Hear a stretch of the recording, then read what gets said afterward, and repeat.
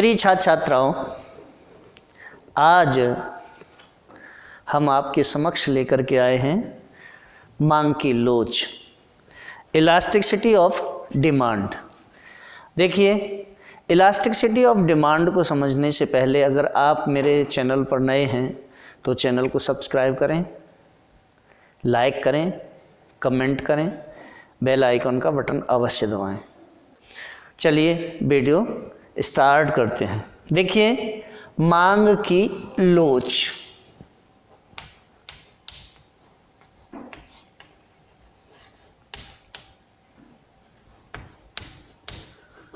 मांग की लोच,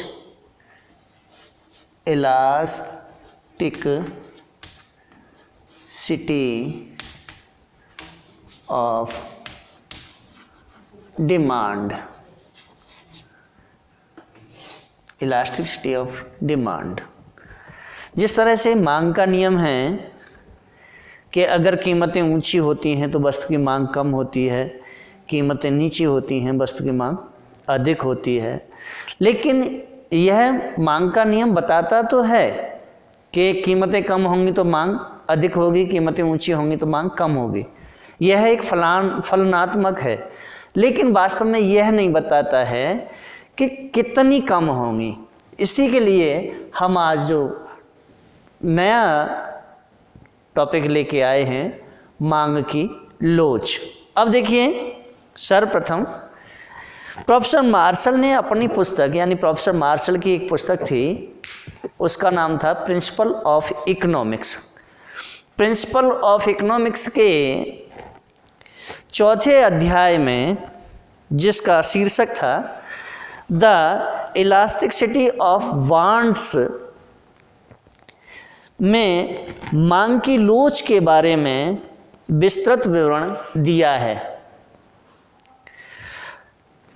मांग की लोच के प्रारंभिक चिन्ह जॉन स्टुअर्ट मिल तथा फ्रांसीसी गणितज्ञ अर्थशास्त्री थे ऑगस्टिन एंटोइन कार्नो ने लेखन कार्यों में मिलते हैं। यानी मांग की जो लोच है उसका प्रिंसिपल ऑफ इकोनॉमिक्स में फ्रांसीसी गणितज्ञ अर्थशास्त्री ऑगस्टिन एंटोइन कार्नो के और जॉन स्टुअर्ट मिल के लेखों में इसका विवरण मिलता है। अब देखिए, बात आती है मांग की लोच का अर्थ। मांग की लोच का अर्थ, यानी मीनिंग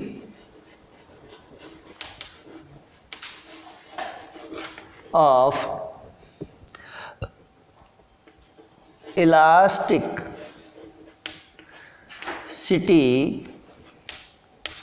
ऑफ डिमांड। मांग की लोच का अर्थ। देखिए, सबसे पहले हमें मांग की लोच का अर्थ समझना है।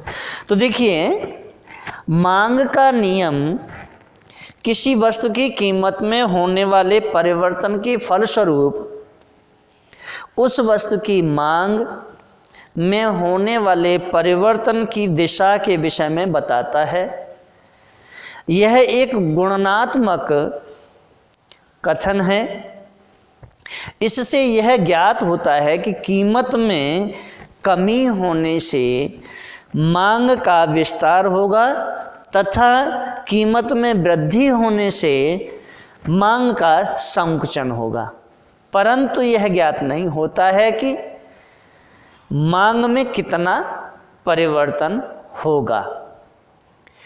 किसी वस्तु की कीमत में होने वाले परिवर्तन के कारण मांग में होने वाले परिवर्तन की मात्रा का ज्ञान जिस धारणा से होता है उसे मांग की कीमत सापेक्षता कहा जाता है। अतः किसी वस्तु की कीमत में परिवर्तन के फलस्वरूप उसकी मांग में जो परिवर्तन होता है उसको मांग की मूल्य सापेक्षता या मांग की लोच कहते हैं।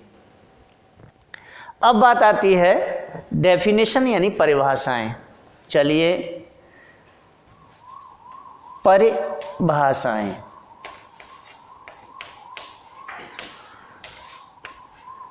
यानी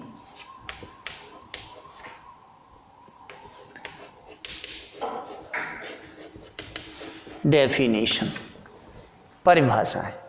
अब देखिए परिभाषाओं में सर्वप्रथम हम प्रोफेसर बेनहम की परिभाषा का चयन किया है, उसे देखते हैं कि प्रोफेसर बेनहम क्या कहते हैं। प्रोफेसर बेनहम के अनुसार यह यानी मांग की सापेक्षता, मांग की कीमत सापेक्षता विचार कीमत में थोड़े से परिवर्तन के परिणाम स्वरूप मांग की मात्रा में होने वाले परिवर्तन की माप है। वहीं दूसरी परिभाषा आती है प्रोफेसर बोल्डिंग की। प्रोफेसर बोल्डिंग, पहली परिभाषा बेनहम की, प्रोफेसर बेनहम, और दूसरी परिभाषा है प्रोफेसर बोल्डिंग। अब देखिए बोल्डिंग ने क्या कहा है। बोल्डिंग के अनुसार किसी वस्तु के मूल्य में 1% परिवर्तन होने के परिणाम स्वरूप उस वस्तु की मांग में जो प्रतिशत परिवर्तन होता है वह मांग की लोच कहलाती है। अब इसके बाद में परिभाषा आती है लियोनल जॉन रॉबिन्स की। Lionel John Robins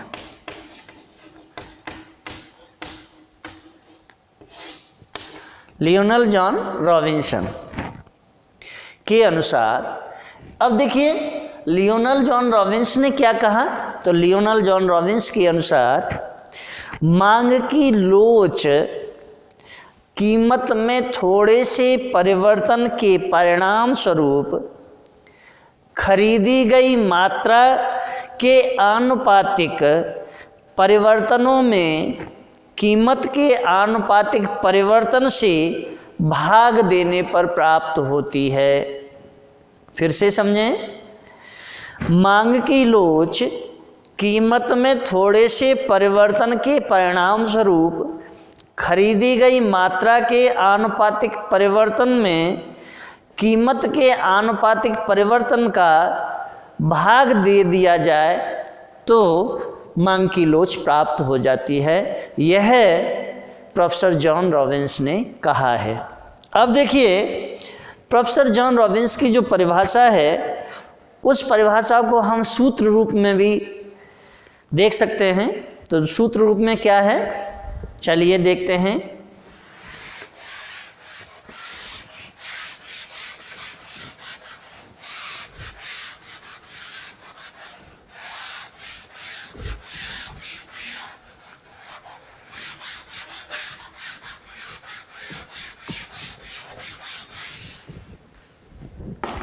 professor Lionel John Robins कहते हैं कि मांग की लोच कीमत में थोड़े से परिवर्तन के परिणाम स्वरूप खरीदी गई मात्रा के आनुपातिक परिवर्तन में कीमत के आनुपातिक परिवर्तन का अगर भाग दिया जाए तो मांग की लोच निकल के आ जाती है। तो देखिए हम इसे सूत्र रूप में व्यक्त करते हैं, यानी मांग की लोच, मांग की लोच बराबर क्या होगा, मांग में आनुपातिक परिवर्तन, मांग में आनुपातिक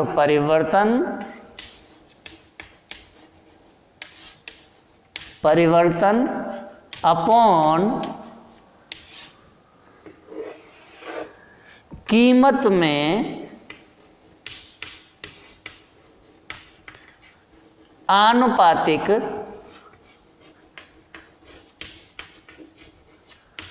परिवर्तन, यानी मांग में आनुपातिक परिवर्तन में कीमत के आनुपातिक परिवर्तन का अगर भाग दे दिया जाएगा तो मांग की लोच निकल के आ जाएगी। यह प्रोफेसर जॉन रॉबिन्स ने कहा है। देखिए, अथवा, अब यहां एक और, यानी अथवा क्या होगा, मांग की लोच बराबर, मांग की लोच बराबर क्या है, मांग में प्रतिशत परिवर्तन, मांग में प्रतिशत परिवर्तन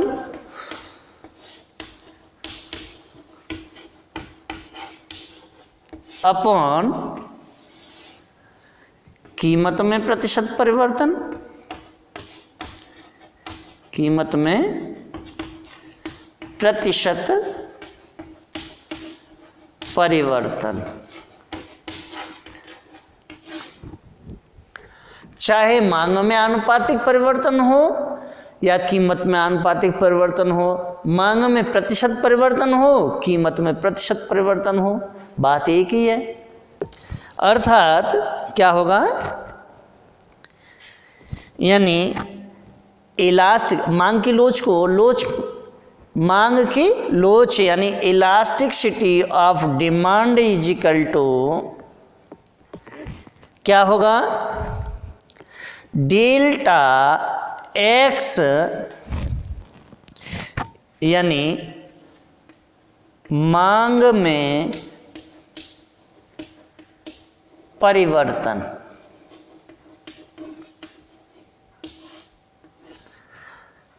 अपॉन डेल्टा पी, यानी कीमत में परिवर्तन।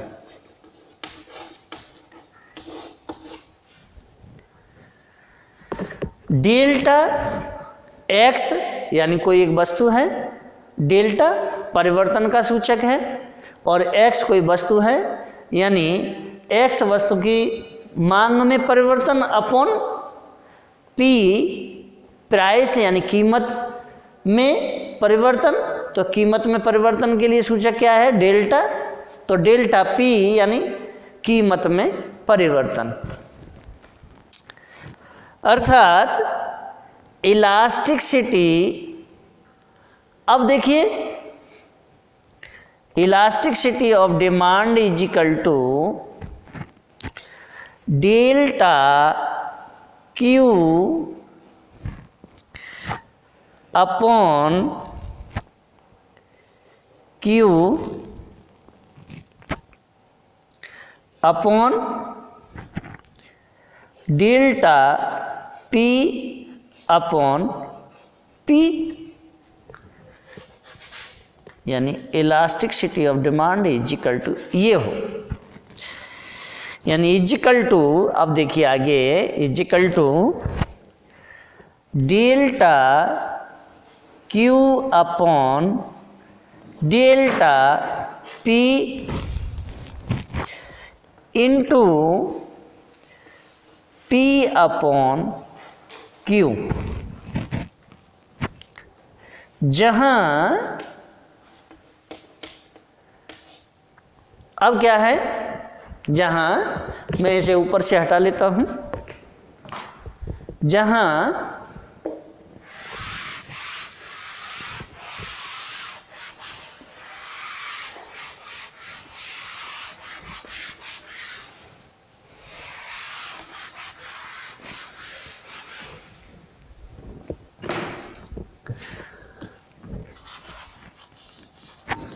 Delta Q is equal to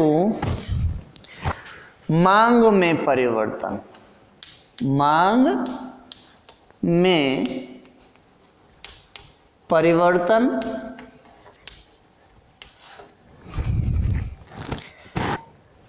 Q is equal to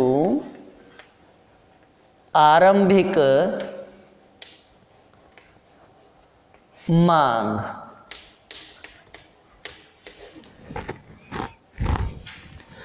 delta P is equal to कीमत में परिवर्तन या P इज इक्वल टू आरंभिक कीमत। अब यहां डेल्टा, तो डेल्टा इज इक्वल टू क्या होगा, यानी इसे बोलते हैं डेल्टा। डेल्टा क्या है, परिवर्तन का सूचक।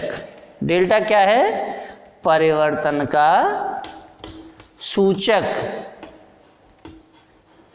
अब देखिए, यानी यही सूत्र है, लेकिन यहाँ एक चीज और है, ईडी जो मैंने लिखा है, इसे ईडी भी लिख सकते हैं, यानी इलास्टिसिटी ऑफ डिमांड, मांग की लोच। और elasticity of price is equal to कीमत, मांग की कीमत लोच, कीमत लोच। चीज एक ही है, इलास्टिसिटी ऑफ डिमांड या इलास्टिसिटी ऑफ प्राइस, या कीमत की लोच या मांग की लोच। अब देखिए, आप इस चीज को देखें कि मैंने ये जो निकाला है, आपके समक्ष सूत्र निकाले हैं, क्या मांग की लोच कभी ऋणात्मक भी होती है? तो देखिए, मांग की लोच ऋणात्मक होती है क्योंकि वस्तु की मांग और उसकी कीमत में विपरीत संबंध होता है। यानी मैंने आपको जब लॉ ऑफ डिमांड, मांग का नियम पढ़ाया था, तो उस समय आपके समक्ष ये चित्र भी बनाया था, और यानी बाएं से दाएं नीचे की तरफ गिरता हुआ जो मांग वक्र है, यह ऋणात्मक यानी विपरीत संबंध को बताता है। कीमतें, अगर किसी वस्तु की कीमतें ऊंची हैं तब उस वस्तु की मांग कम होती है, कीमतें नीची होती हैं तब वस्तु की मांग ज़्यादा होती है। मान लीजिए ये P है, ये P1 है, और मूल बिंदु X और Q1 और ये Y बिंदु, तो ये मात्रा है, यानी क्वांटिटी कितनी मांगी जा रही है। ये प्राइस यानी कीमत, अगर किसी वस्तु की कीमत OP है तब उस वस्तु की जो मांग है वो OQ के बराबर है। कीमतों में परिवर्तन हो जाता है, OP से गिर कर कीमत OP1 हो जाती है, तब उस वस्तु की जो मांग है वो OQ से बढ़कर OQ1 हो जाती है। अर्थात कीमतों में और मांग में ऋणात्मक संबंध होता है। अब देखिए, मांग की लोच को दूसरे तरह से भी देख लें, यानी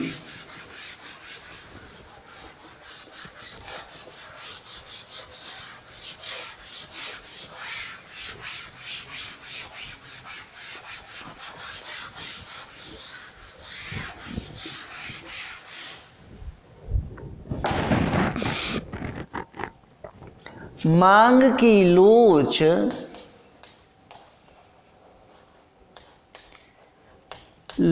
बराबर क्या है, मांग मात्रा में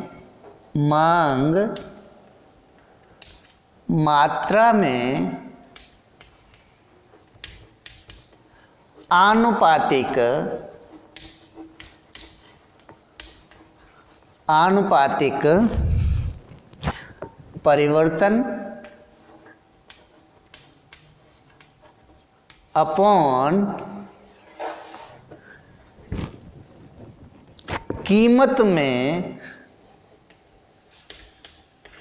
कीमत में आनुपातिक परिवर्तन, यानी एक तरफ मांग में परिवर्तन, एक तरफ कीमत में परिवर्तन। अब देखिए इजिकल टू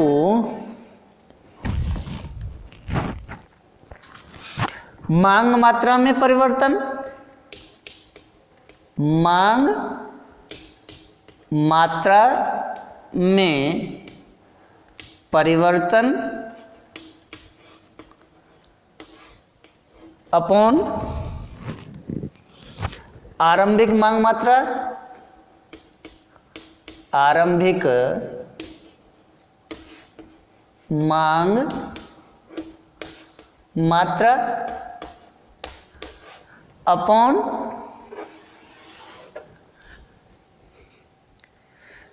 कीमत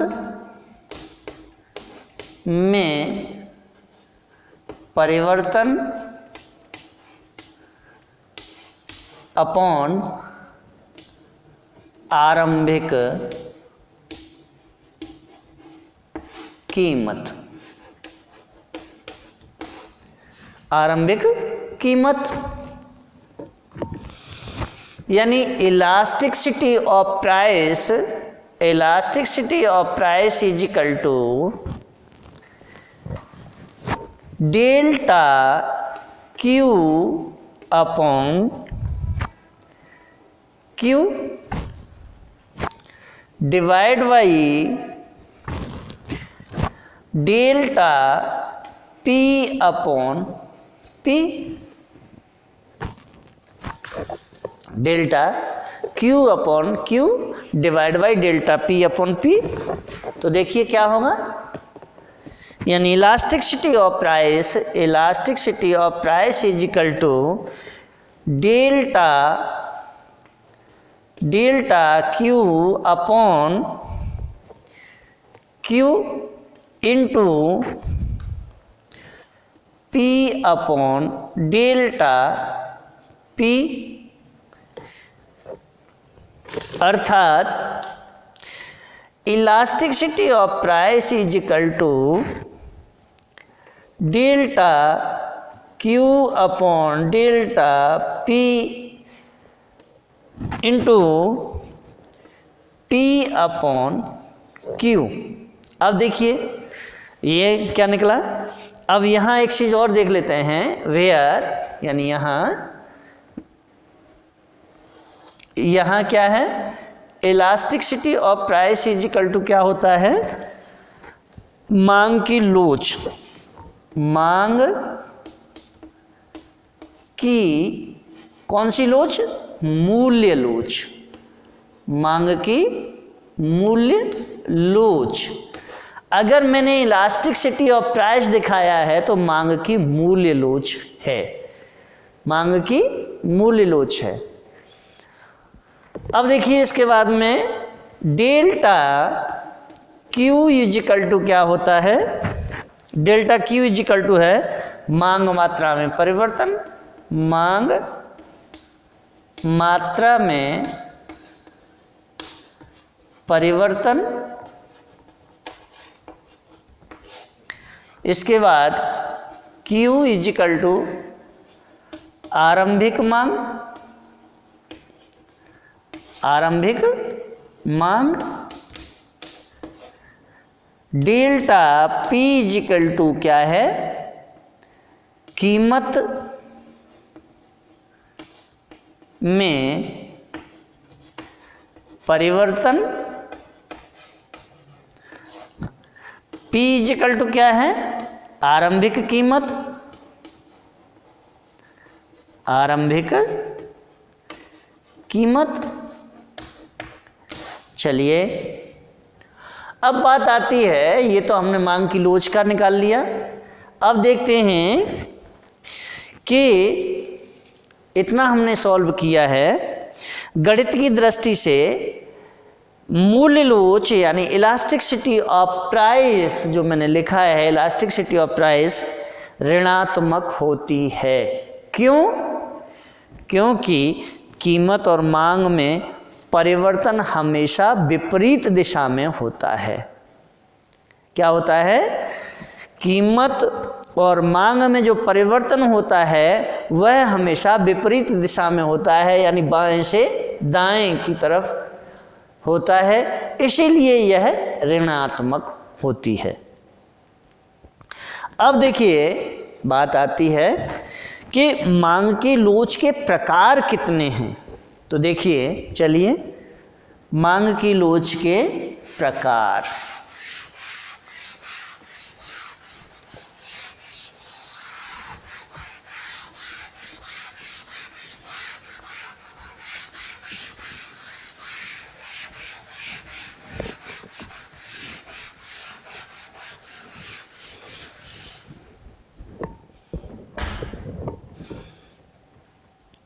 मांग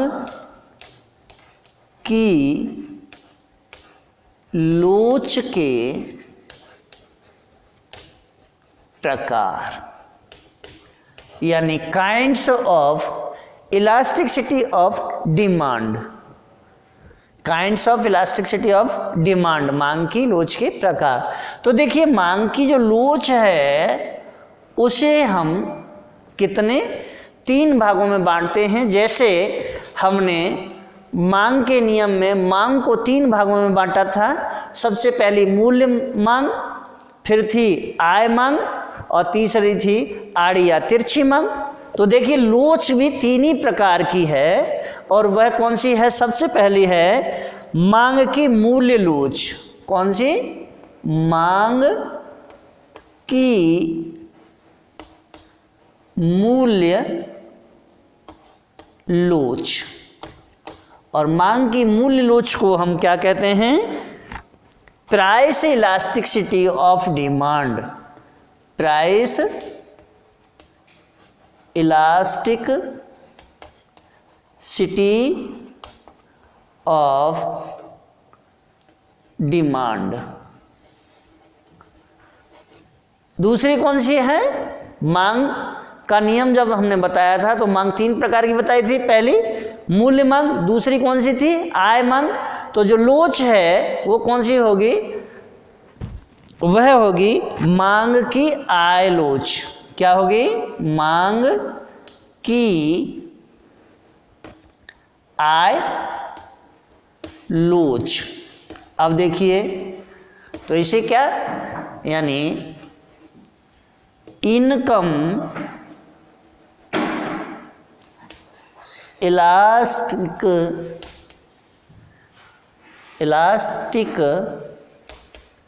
सिटी ऑफ डिमांड। नेक्स्ट क्या है? जब मांग की मूल्य लोच आ गई, मांग की आय लोच आ गई, अब है मांग की आड़ी या तिरछी लोच। अब मांग की आड़ी या तिरछी लोच को हम क्या बोलते हैं? यानी क्रॉस्ड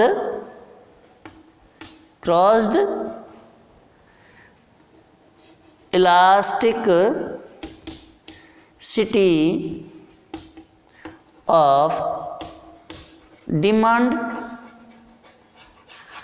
अब देखिए, आपने मांग की लोच के प्रकार भी पता कर लिए कि मांग की लोच 3 प्रकार की है। तो यह मांग के नियम से संबंधित पूरा ही चैप्टर है, और इसमें जो भी क्वेश्चन आएंगे, चाहे वो मांग से रिलेटेड आए या मांग की लोच से रिलेटेड आए, जहाँ मांग शब्द है वहाँ लोच लगाते चले जाओगे तो मांग की लोच का पूरा निकल के आ जाएगा। अब देखिए, मांग की लोच के प्रकार कितने हैं? 3। मांग की मूल्य लोच, मांग की आय लोच, मांग की आड़ी या तिरछी लोच। और मांग कितने प्रकार की होती है? Kinds of demand. मांग की प्रकार, मांग 3 प्रकार की होती है, मूल्य मांग, आय मांग, आड़ी या तिरछी मांग। तो तीनों आ गए। अब देखिए, हम जो अध्ययन करेंगे, सर्वप्रथम हम अध्ययन करेंगे मांग की मूल्य लोच का। किसका अध्ययन करेंगे? मांग की मूल्य लोच का। तो चलिए अब हम मांग की मूल्य लोच का अध्ययन करना शुरू करते हैं। देखिए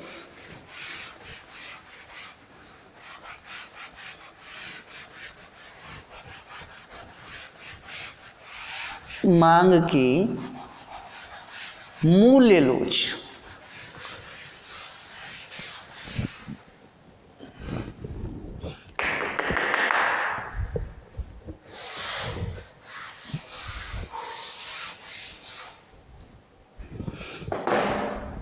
तो हेडिंग डालते हैं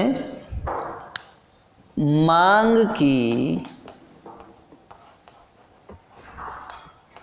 मूल्य लोच। अब देखिए सर्वप्रथम हमें समझना क्या है मांग की मूल्य लोच, यानी इसे हम बोलते हैं price elasticity of demand. Price elastic city of demand. अब हमें समझना है कि मांग की मूल्य लोच होती क्या है। तो चलिए मांग की मूल्य लोच का अध्ययन करना शुरू करते हैं।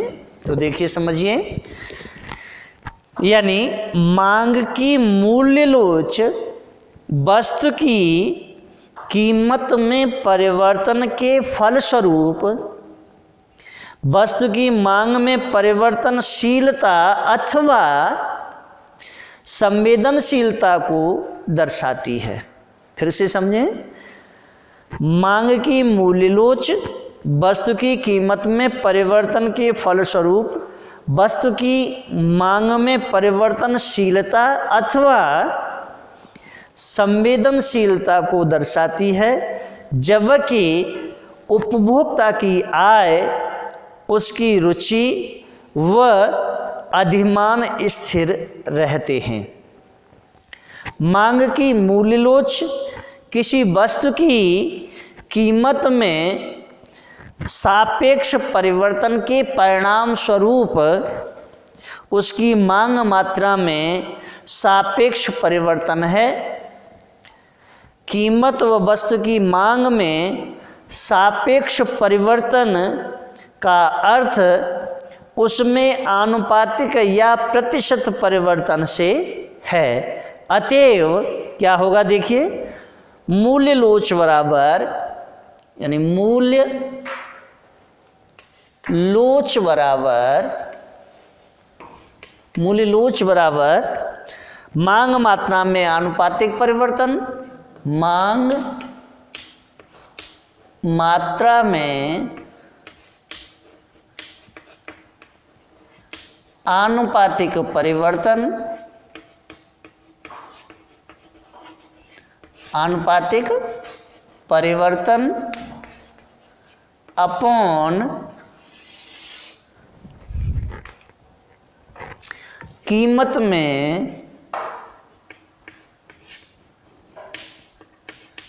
आनुपातिक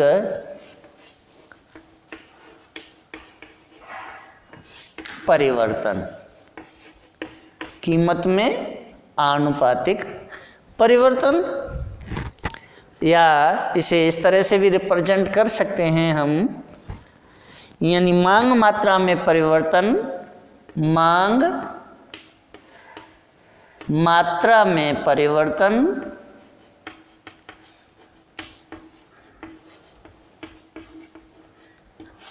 अपॉन आरंभिक मांग मात्रा, मांग मात्रा अपॉन कीमत में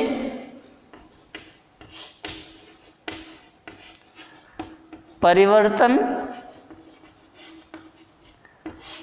ऑब्लिक आरंभिक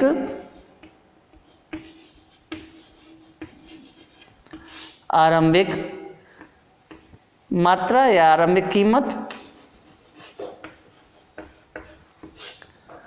अर्थात elasticity of price is equal to delta Q upon Q divide by delta P upon P is equal to, यानी elasticity of price is equal to क्या हो जाएगा अब, delta Q upon Q into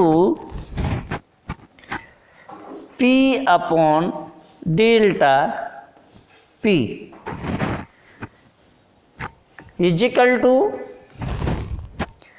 delta Q upon delta P into या into P upon Q, यह हो जाएगा।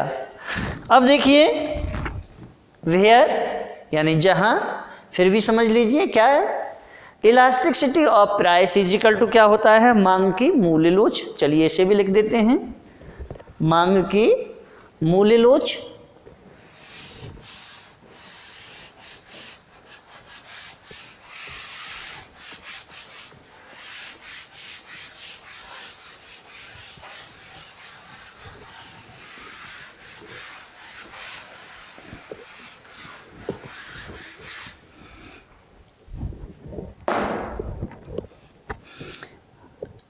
Elasticity of price is equal to मांग की मूल्य लोच, मांग की मूल्य लोच। Delta Q is equal to मांग मात्रा में परिवर्तन, मांग मात्रा में परिवर्तन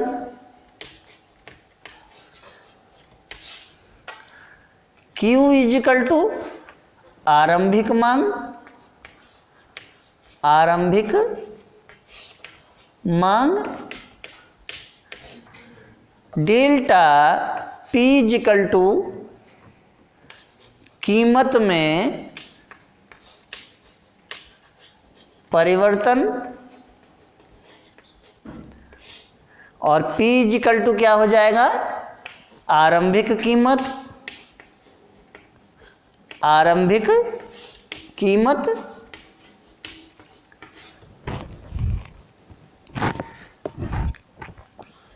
अब देखिए यानी elasticity of price is equal to delta Q upon Q into P upon delta P is equal to delta Q upon delta P into P upon Q, जिसमें इलास्टिसिटी ऑफ प्राइस यानी elastic E P is equal to elasticity of price is equal to मांग की मूल्य लोच, delta Q is equal to मांग मात्रा में परिवर्तन, क्यू इज इक्वल टू आरंभिक मांग, delta P is equal to कीमत में परिवर्तन और P इज इक्वल टू आरंभिक कीमत। और ये जो त्रिभुज जैसा निशान जो मैंने बनाया है इसे हम बोलते हैं इज इक्वल टू डेल्टा, क्या बोलते हैं, डेल्टा। और डेल्टा किसका सूचक है, डेल्टा परिवर्तन का सूचक है, डेल्टा किसका सूचक है, परिवर्तन का। अब देखिए यहाँ एक चीज़ और आती है कि गणित की दृष्टि से मूल्य लोच यानी इलास्टिसिटी ऑफ प्राइस हमेशा ऋणात्मक होती है, क्योंकि कीमत और मांग में परिवर्तन विपरीत दिशा में होता है। तो ये मैंने पहले ही बता दिया है आपको। इसके बाद आती है, अब जो निकालेंगे हम मांग की जो मूल्य लोच है, मांग की मूल्य लोच को की जो श्रेणियां हैं वह कितनी श्रेणी हैं। तो चलिए मांग की मूल्य लोच की श्रेणी यानी मांग की मूल्य लोच को हम कितने भागों में बांटते हैं। चलिए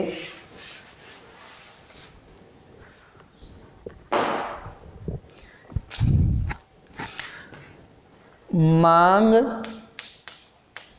की मूल्य लोच की श्रेणियां। अब देखिए मांग की मूल्य लोच की जो श्रेणियां हैं, यानी मांग की मूल्य लोच को कितने भागों में बांटा गया है। तो देखिए मांग की मूल्य लोच को हम 5 भागों में बांटते हैं। कितने में? 5 भागों में बांटते हैं। और उसमें सबसे पहले नंबर 1 पूर्णतया बेलोचदार मांग। पूर्णतया बेलोचदार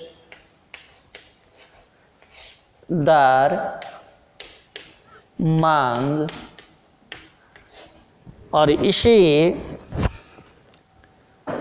elasticity of demand is equal to 0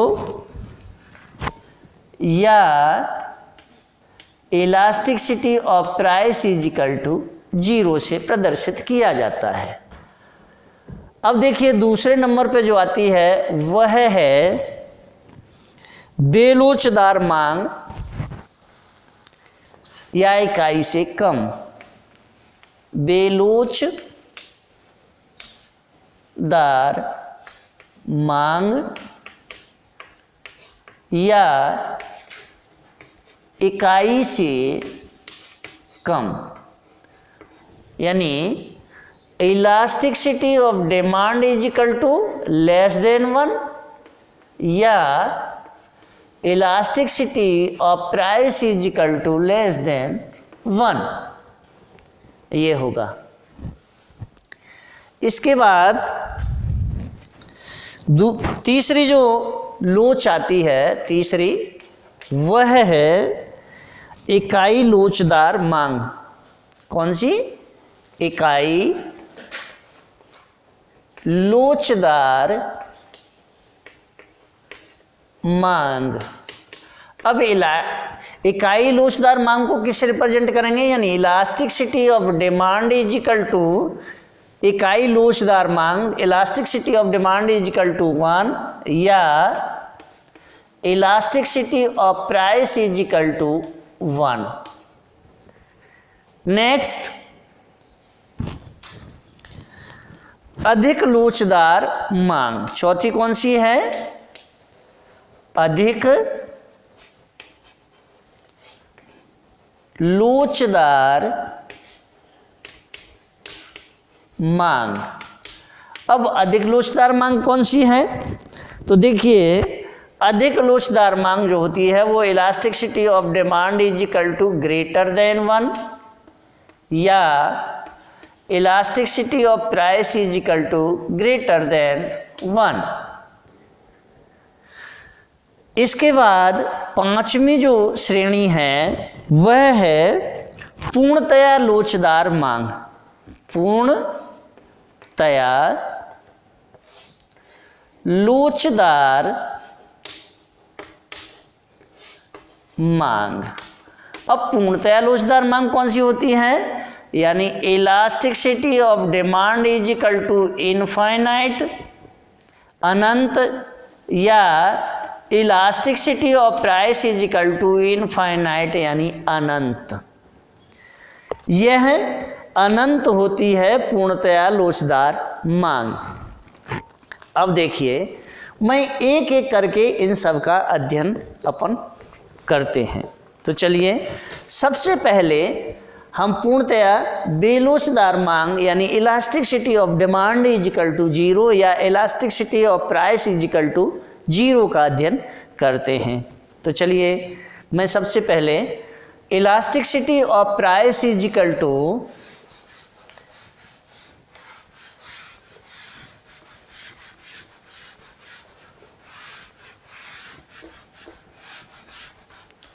elasticity of price is equal to 0 का अध्ययन करेंगे। तो देखिए सबसे पहले हमें समझना है, और ये क्या है? पूर्णतया बेलोचदार मांग यानी perfectly inelastic demand. Perfectly inelastic demand. अब देखिए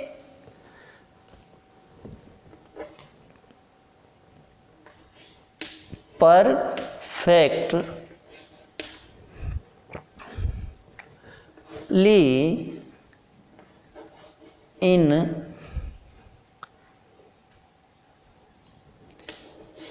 इलास्टिक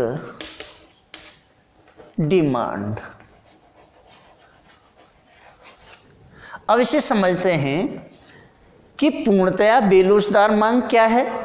तो देखिए, जब किसी वस्तु की कीमत में परिवर्तन हो जाने पर भी इसकी मांग में परिवर्तन नहीं होता है तो उस वस्तु की मांग को पूर्णतया बेलोचदार मांग कहा जाता है। जैसे नमक, यानी नमक की कीमत मान लीजिए पहले 10 रुपये हो, तब आप पूरे महीने में 2 किलो नमक खरीदते हैं। नमक की कीमत 15 रुपये किलो हो जाए तो भी आप पूरे महीने के लिए 2 किलो ही नमक खरीदेंगे। नमक की कीमत और बढ़ जाए, 20 रुपये किलो हो जाए, तब भी आप अपने घर में 2 किलो ही नमक पूरे महीने के लिए खरीदेंगे। नमक की कीमत 20 रुपये से 30 रुपये या 40 रुपये किलो पर भी पहुंच जाए तो भी आप उतनी ही नमक की मात्रा को खरीदेंगे। ऐसा नहीं है कि आप नमक की मात्रा को कम खरीदेंगे। स्वाभाविक सी बात है कि नमक उपभोग के लिए उपभोग है, इसलिए इसे समझने के लिए क्या करते हैं, हम एक काल्पनिक टेबल का निर्माण कर लेते हैं। तो काल्पनिक टेबल का निर्माण कर लीजिए, यानी कीमत और मात्रा, यानी मांग मात्रा किलो में, कीमत रुपयों में। देखिए, मान लीजिए नमक की कीमत 10 रुपये है, तब आपके घर में 2 किलो नमक मांगा जा रहा है। 15 रुपये है तो भी 2 किलो ही, और 20 रुपये है तो भी आपके घर में 2 किलो ही नमक मांगा गया है। ऐसा तो नहीं है कि नमक ज़्यादा मतलब कम मांगा गया हो, ज़्यादा ही मतलब बराबर उतना ही मांगा गया होगा जितना खर्च होता है। अब हम इस सारणी से समझते हैं कि नमक की कीमत में अनेक परिवर्तन होने के बावजूद भी व्यक्ति के लिए नमक की मांग समान रहती है। क्यों? यदि हम मांग को कीमत सापेक्षता के सूत्र की सहायता से नमक की कीमत सापेक्षता ज्ञात करें तो परिणाम क्या होगा? 0 यानी 0। तो कैसे ज्ञात करेंगे? देखिए, इलास्टिसिटी ऑफ डिमांड, यानी मांग की लोच ज्ञात कर रहे हैं। तो elasticity of demand is equal to क्या है? Delta Q upon delta P into P upon Q. यही तो सूत्र है। तो निकाल लीजिए, रख लीजिए, यानी 0 और 5 गुणा 10/2 अर्थात 5 दूनी 10 और 10 यानी 0। तो elasticity of demand is equal to क्या आया? 0। या elasticity of price is equal to क्या आया? 0।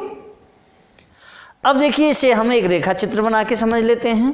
तो चलिए रेखा चित्र का भी निर्माण कर लेते हैं।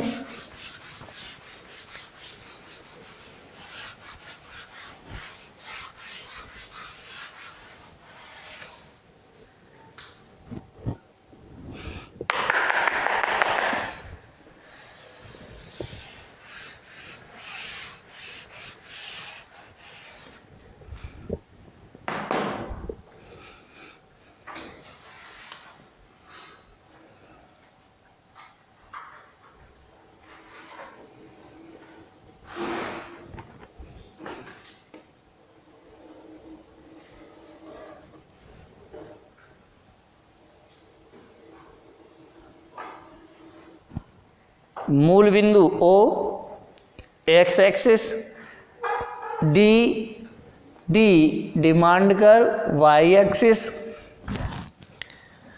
नमक की कीमत 10 रुपये, मांग मात्रा 1 और 2 यानी 2 किलो। नमक की कीमत 15 रुपये, मांग मात्रा 2 किलो।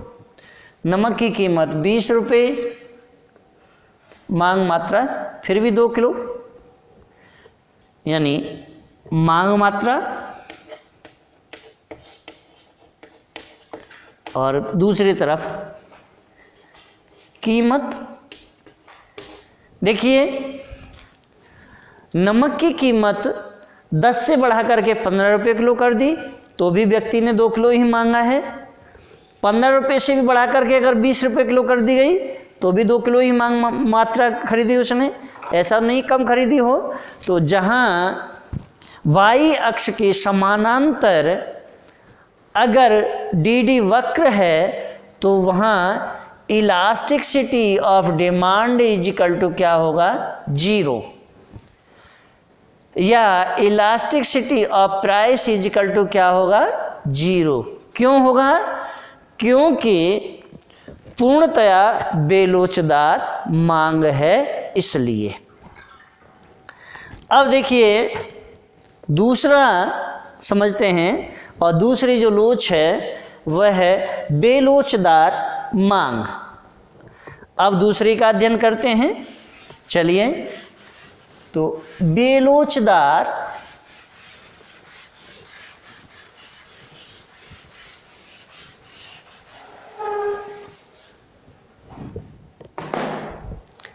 नंबर 2, बेलोचदार मांग। बेलोचदार मांग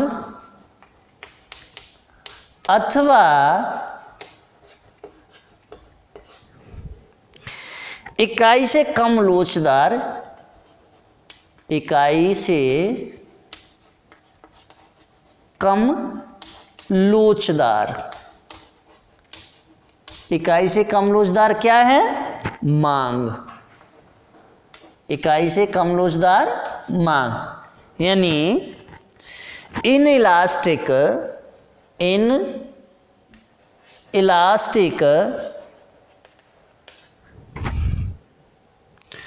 और लेस देन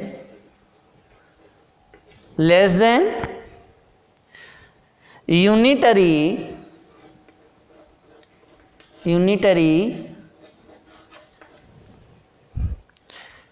इलास्टिक डिमांड।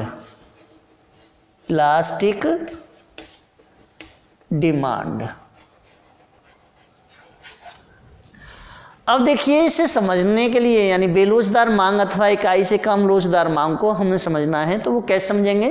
तो देखिए, जब मूल्य में होने वाले आनुपातिक परिवर्तन की अपेक्षा मांग में होने वाला आनुपातिक परिवर्तन बहुत कम होता है, तो इस प्रकार की मांग को बेलोचदार मांग कहते हैं। प्रोफेसर मार्शल ने इस प्रकार की मांग की लोच को इकाई से कम कहा है। तो देखिए, अब हम इसके लिए एक टेबल का निर्माण करते हैं और समझते हैं। यानी सपोज दैट मैंने चीनी, चूँकि घर में चीनी का भी उपयोग होता है, तो चीनी के लिए मैंने एक टेबल का निर्माण किया है और वह है कीमत रुपयों में, मांग मात्रा केजी में। मांग मात्रा किस में? केजी में। अब देखिए टेबल बना लेते हैं। चीनी की कीमत यानी प्राइस, पी मीन्स क्या है, प्राइस यानी कीमत, पी इक्वल टू कीमत 8 रुपये किलो है। अगर चीनी की कीमत 8 रुपये किलो है तो चीनी की जो मांग होगी, जिसे क्वांटिटी बोलते हैं, क्वांटिटी इज इक्वल टू कितनी है, 10 किलो। बात समझ में आई? यानी कीमत 8 रुपये किलो है तो मांग 10 किलो के बराबर है। कीमत में परिवर्तन कर दिया, यानी 8 से 18 रुपये किलो कर दी, तो मांग जो होगी वह कितनी है? 8 किलो के बराबर। यानी भाई देखिए, डेल्टा पी इजिकल टू कितना आया?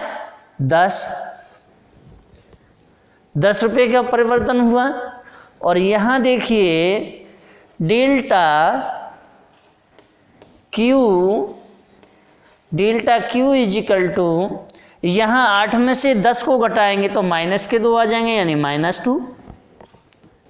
ओके, अब देखिए सारणी में चीनी की कीमत में वृद्धि होने पर उपभोक्ता की चीनी की मांगी गई जो मात्रा है या मांगी गई मात्रा को कम कर देता है, किंतु कीमत में वृद्धि की तुलना में मांग में कमी का जो प्रतिशत है वह कम है। कितना कम है? तो चलिए सूत्र से निकाल के देख लेते हैं। और सूत्र क्या है? Elasticity of demand is equal to क्या है? Delta Q upon delta P into P upon Q, यही है ना? तो देखिए रख लेते हैं, elasticity of demand is equal to delta Q में क्या आया? -2 अपॉन कीमत कितनी है? कीमत में परिवर्तन आया 10 के बराबर, गुणा 8/10। अब देखिए भाई, अगर हम निकालेंगे तो ये क्या हो जाएगा? यानी is equal to 16 upon 100 divide by 0.16, ये निकल के आ गया। अब 0.16 1 से कम है या ज़्यादा है? तो 1 से कम है। तो जब 1 से कम है तो अर्थात इकाई से कम। तो अब इसे देखिए, यानी elasticity of demand is equal to क्या होगा? लेस देन 1 है, या elasticity of price is equal to less than 1। अब चलिए इससे भी निकाल के देख लिया।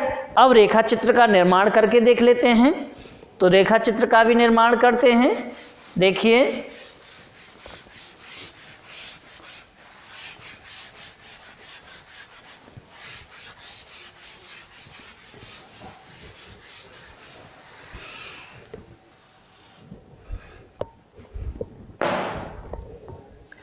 देखिए रेखा चित्र का निर्माण करते हैं।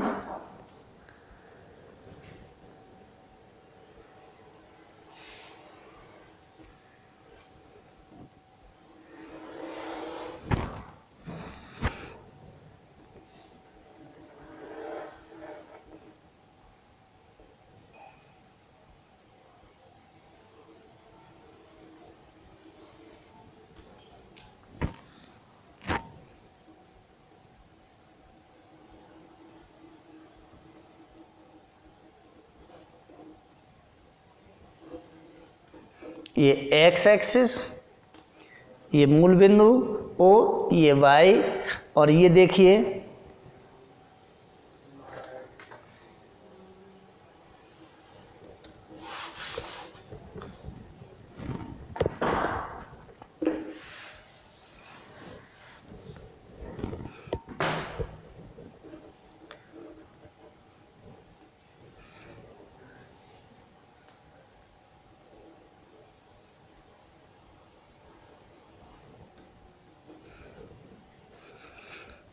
यहाँ देखें, पहले 8 रुपये कीमत थी, तब जो वस्तु की मांग थी वह Q के बराबर थी।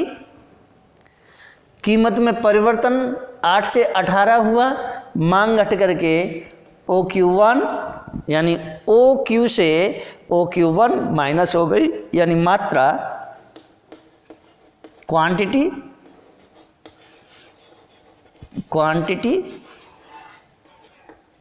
और ये प्राइस PRICE, प्राइस यानी कीमत। अब देखिए यह है DD डिमांड कर्व है और ये elasticity of price is equal to less than 1 या elasticity of demand is equal to less than 1, और जब लेस देन 1 है तो ये कैसी होगी, इकाई से कम लोचदार। कैसी है, इकाई से कम लोचदार मांग। अब देखिए रेखा चित्र से स्पष्ट है कि जब वस्तु का मूल्य 8 रुपये से बढ़कर के 18 रुपये हो जाता है तब मांग 10 से घटकर 8 हो जाती है। इस प्रकार रेखा चित्र में मूल्य की तुलना में वस्तु की जो मात्रा है बहुत ही कम परिवर्तन हुआ है।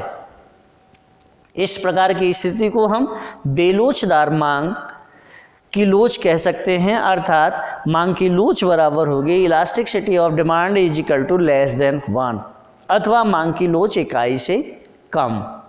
अब देखिए तीसरी जो लोच है, तीसरी लोच कौन सी है इसे भी समझते हैं। चलिए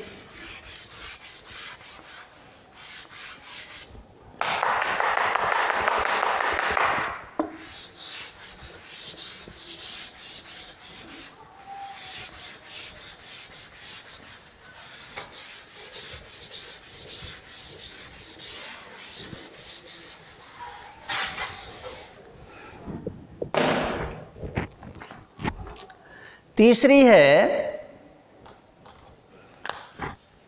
इकाई लोचदार मांग। इकाई लोचदार मांग। इकाई लोचदार मांग यानी unitary elastic demand. Unitary elastic demand. अब इसको समझने के लिए क्या करना है, तो चलिए सबसे पहले लोचदार मांग को हम समझ लेते हैं कि लोचदार मांग क्या है। जब किसी वस्तु की कीमत में जितना आनुपातिक परिवर्तन होता है, फिर से समझें, जब किसी वस्तु की कीमत में जितना आनुपातिक परिवर्तन होता है उतना ही समान आनुपातिक परिवर्तन वस्तु की मांग में हो तो ऐसी प्रवृत्ति को लोचदार मांग या इकाई के बराबर लोचदार मांग कहते हैं। अब इसे भी समझ लेते हैं एक टेबल बना करके। तो देखिए मान लीजिए हमने कपड़ों को लिया, क्या, कपड़े, और कपड़ों को देख लीजिए कीमत रुपयों में और मांग किस में, प्रति मीटर में, प्रति मीटर। अब देखिए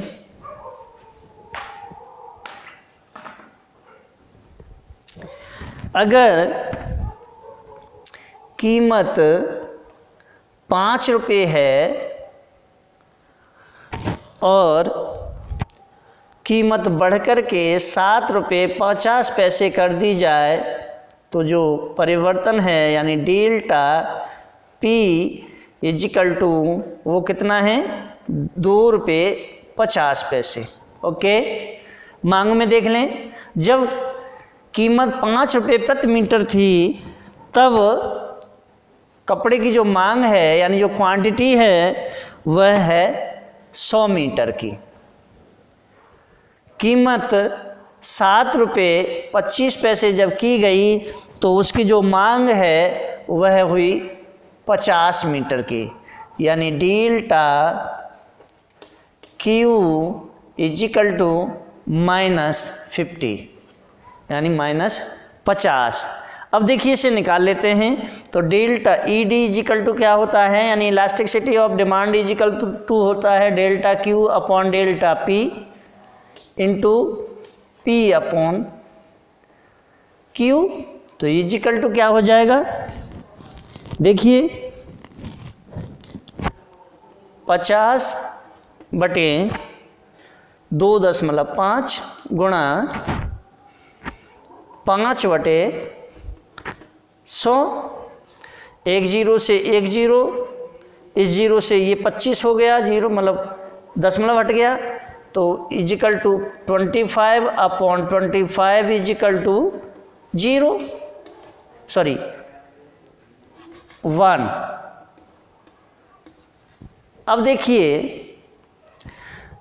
यानी elasticity of demand is equal to क्या हो गया 1, या elasticity of price is equal to क्या हो गया 1, एक निकल के आ गया।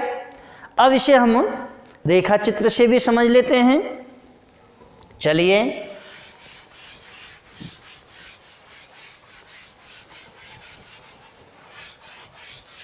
रेखा चित्र का भी निर्माण कर लेते हैं भाई।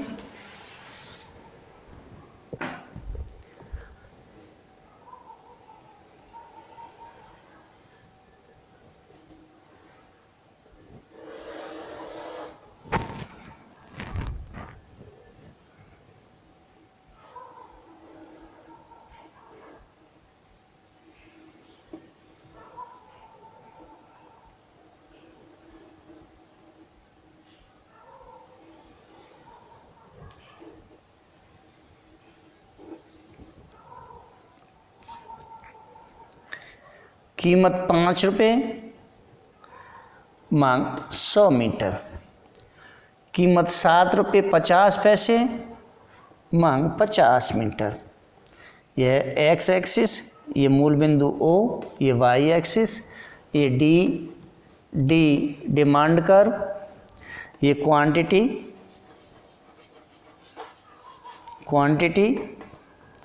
ये प्राइस, और ये देखिए यानी elasticity of price is equal to 1 या elasticity of demand is equal to 1, यानी लोचदार मांग। कैसी है, लोचदार मांग। अब देखिए रेखा चित्र में या रेखा चित्र से स्पष्ट है कि मूल्य 5 रुपये से बढ़कर 7.5 रुपये होने पर जो परिवर्तन मूल्य में हुआ है उतना ही परिवर्तन वस्तु की मात्रा में यानी 100 से 50 हो जाता है, अथवा जिस अनुपात मूल्य में कमी आती है उसी अनुपात में मांग में वृद्धि हो जाती है। यहाँ मांग एवं मूल्य का जो अनुपात है वह समान है। इस स्थिति को हम इकाई के बराबर मांग की लोच अथवा elasticity of demand is equal to 1 भी कहते हैं। अब देखिए इसके बाद